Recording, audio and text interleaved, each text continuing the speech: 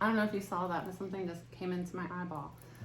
Hey, hey, air signs, Gemini, Libra, Aquarius.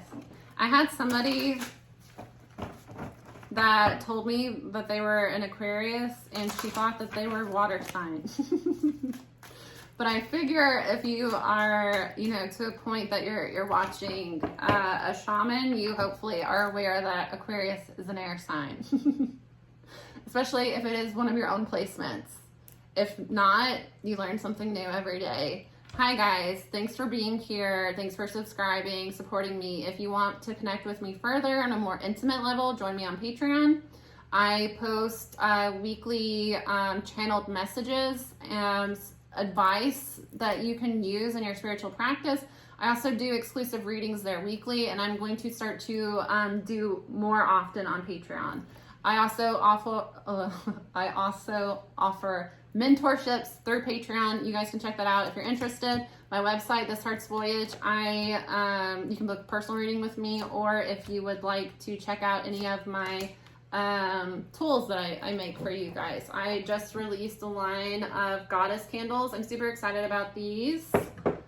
I have 6 new ones out, and I am always creating. I'm always making new stuff. I'm always coming up with ideas of, you know, what new I can put out there. And I think I'm very privileged to do these with you guys because I can tap into what's kind of going on with the collective and alter what I'm doing to suit the needs of the collective. Like, I did readings a few weeks ago where Evil Eye came out in everybody's reading. So then I released a line of Evil Eye. I have new basalt. I have new Evil Eye candle that's like a ritual candle. You can actually save that jar and reuse it, and it comes with a ritual. I'm coming out with new stuff too.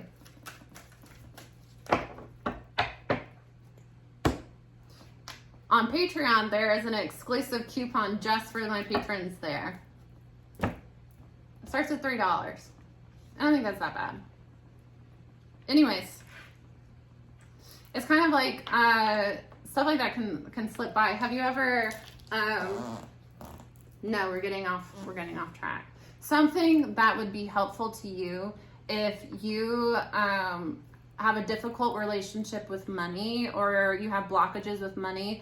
Go through your account and see if there's anywhere that you're wasting money.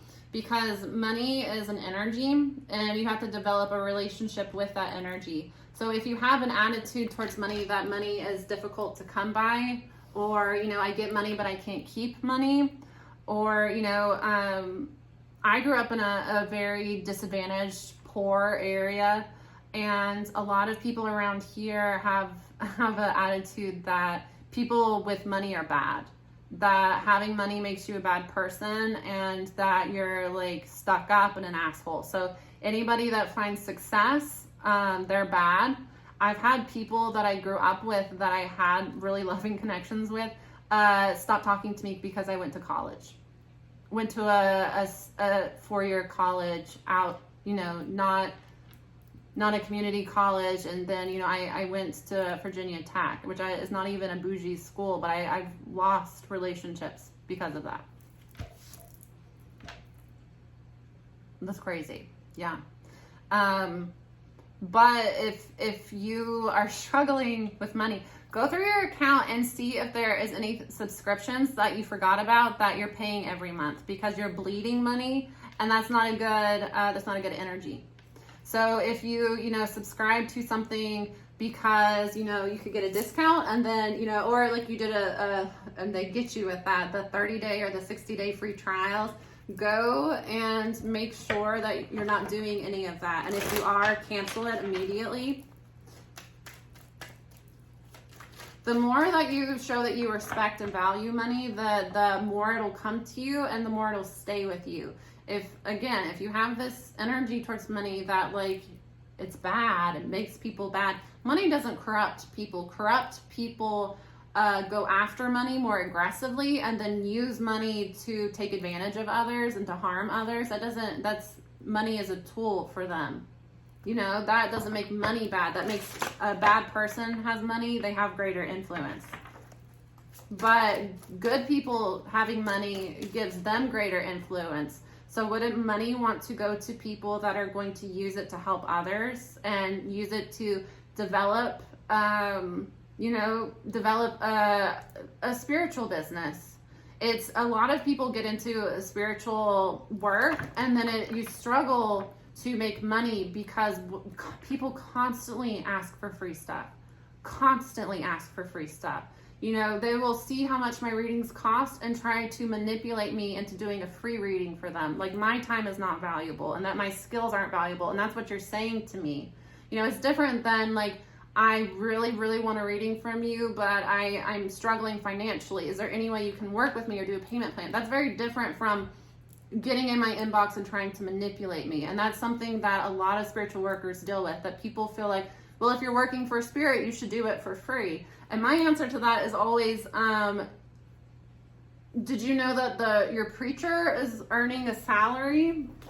Did you like say the same thing to the preacher, that they should, you know, give up a lot of preachers? I grew up in the Methodist church, but I don't know how it is in other churches, but the church would always own a house like right by the church and the preacher would get to live there. Do you go and like knock on that person's door, get out? Because if you're working for God, you're working for free. You know, that's crazy. You're not going to go and tell the preacher, you're not going to go smack money out of the offering pan, because that money is not going to God. That money is going to the church to pay bills and to pay salaries. They don't even pay taxes. I honestly feel like your time would be more valuable fighting with the church than it would be with me, you know? Anyways, let's get into your reading 7 minutes in. I'm channeling. I'm a shaman. I'm a shaman. So what shamans do is that they travel between physical and spiritual worlds and deliver messages, help people find healing, help people recover parts of themselves that they've lost through trauma, through abuse.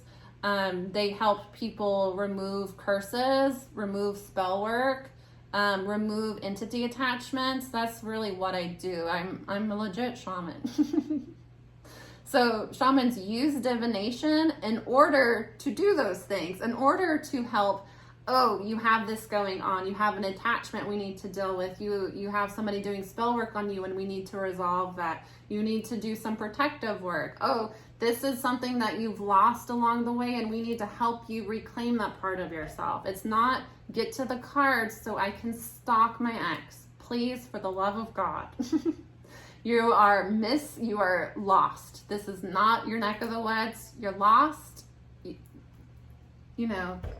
Goodbye.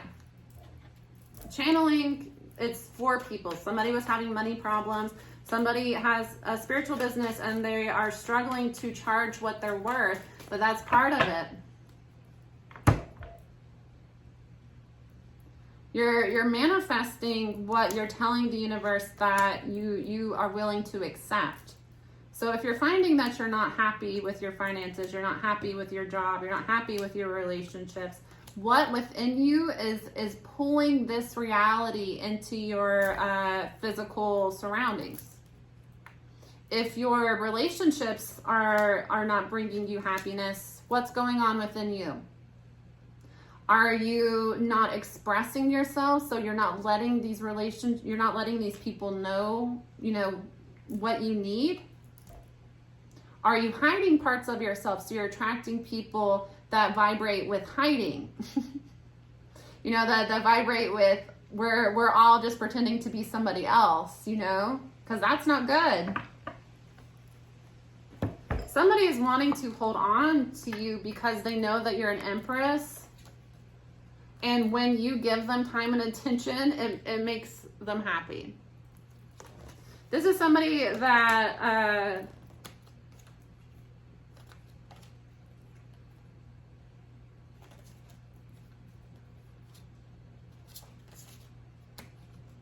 could we dealing with an Aries?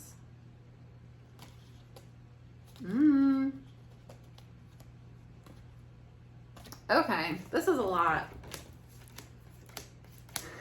These were meant to be quick reads because I'm on a time crunch today, and I'm just going to be like terribly, terribly late because I have to get these out.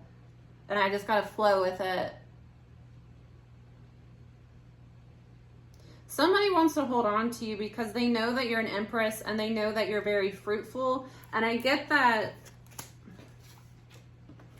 this person dreams about like having a family with you, that they would be happy to be with you. And they like when you're giving them attention. The Empress might have two people.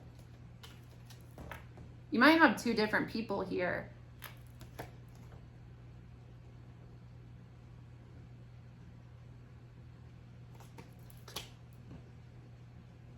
Somebody needs to see the truth that there's somebody here that's all talk and no action. They're all talk and they keep you waiting, but they're manifesting dark energy into your life. Medusa might be relevant to somebody.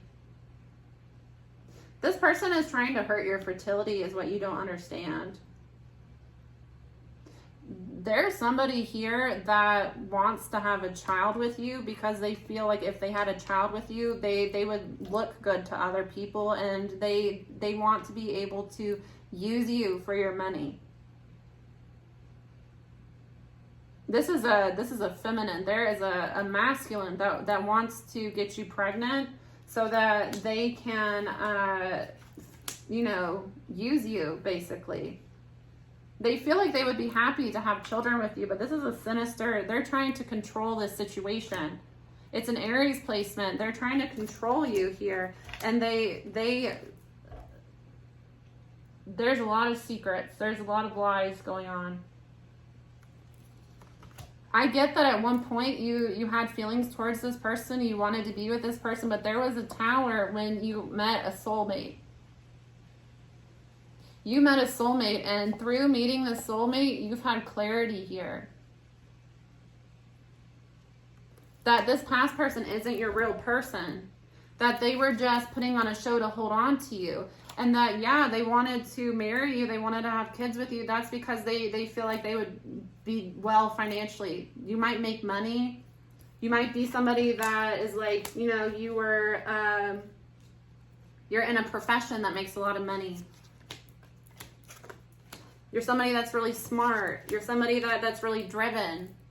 There is somebody here. There's a Aries placement here that deceptively is trying to hold on to you. They know that there's competition out there, and they're hoping that they can get you pregnant.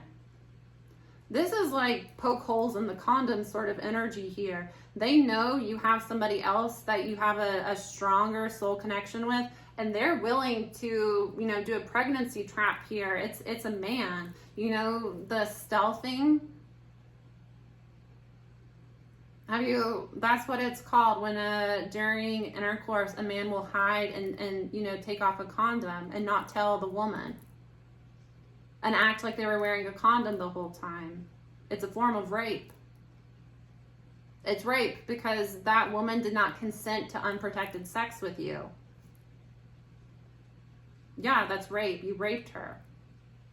I hope to God that's not the case, but that is, if that is the case, if they took the condom off without telling you and you did not consent to that, that's rape. I really don't like that this took a turn. There is somebody here, I'm telling you, is they sense competition and they're willing to try to knock you up, basically, to hold on to you. Now, this can be flipped. This can be a woman to a man, but they're an emperor. It's an emperor empress, but this emperor is a low vibing emperor. The emperor in a low vibration wants to control others. This is not your person. They've pretended to be. This can be like you thought that they were a twin flame. You thought that they were your a soul partner for a while. You did not see the truth about them. You did not recognize the truth until you met a real soulmate. And now you see that person was not good for you. They have double energy. They're an opportunist. They know, Gemini, Libra, Sag, they know that you have high earning potential. They're happy when you're giving them time and attention, but that's because, you might help this person out financially, or they feel like you could. This is somebody that, like, they meet you and they see that you have a good job, you have a nice apartment, and suddenly they are in love and they want to move in. This is an opportunist. And this person has found out here that you have a soulmate connection. And this soulmate connection is going to be making a love offer towards you.